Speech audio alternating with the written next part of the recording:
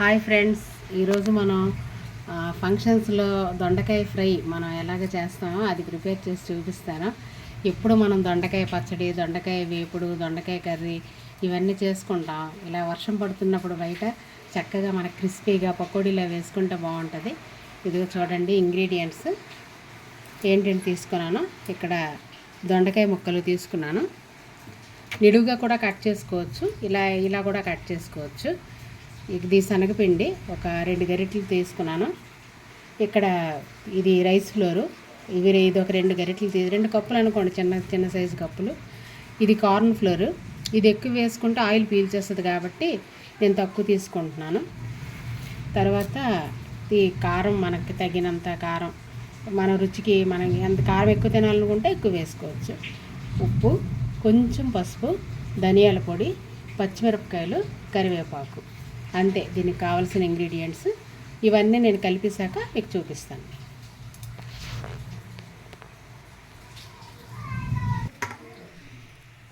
ఇదిగో ఫ్రెండ్స్, ఇది రెడీ అయిపోయింది. ఇందులో కరివేపాకు, కొంచెం పచ్చిమిరపకాయ చీలికలు, తర్వాత కొంచెం శనగ పలుకులు కూడా కలిపాను. ఇందాక చెప్పడం మర్చిపోయాను నేను. ఇంగ్రీడియంట్స్లో శనగ పలుకులు వేస్తేనే రుచి దీనికి. చూడండి, ఇలా పకోడీ ఇలా తిక్కుగా మనం కలుపుకోవాలి. సిమ్లో పెడదాం.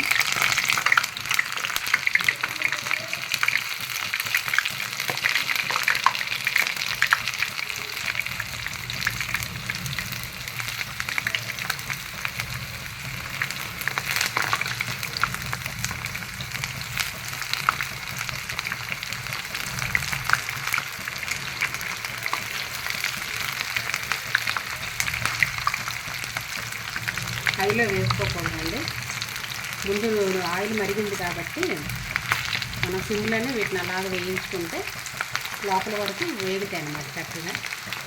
ఎప్పుడు మన ఫ్లేమ్ని బట్టే వంటకు రుచి అనేది వస్తుంది.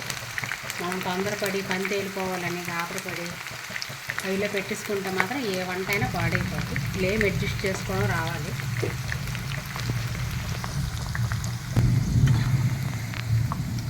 చూడండి ఫ్రెండ్స్, ఇలా ఫ్రై అయ్యింది. లాస్ట్కి శనగ పలుకులు, దొండకాయ, కరివేపాకు, పచ్చిమిరపకాయలు అన్నీ చాలా చక్కగా ఫ్రై అయ్యి చూడండి ఎంత చక్కగా కనిపిస్తుందో. ఇంకా అయిపోయింది. కాసేపు సిమ్లో పెట్టాను, మళ్ళీ లాస్ట్లో హైలో పెట్టాను. మొత్తం సిమ్లో పెట్టేస్తే ఆయిల్ పీల్చేస్తాయి.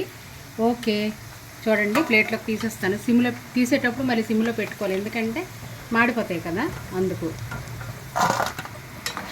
తర్వాత మనం దీన్ని ఆయిల్ మనం ఏదైనా స్ట్రైనర్లో మనం వేసుకుంటే ఆ ఎక్స్ట్రా ఆయిల్ అనేది మనకు దిగిపోద్ది కిందకి. లేదు అంటే ఇంకా ఆయిల్ కూడా నచ్చదంటే టిష్యూ పేపర్ మీద వేసుకోవచ్చు.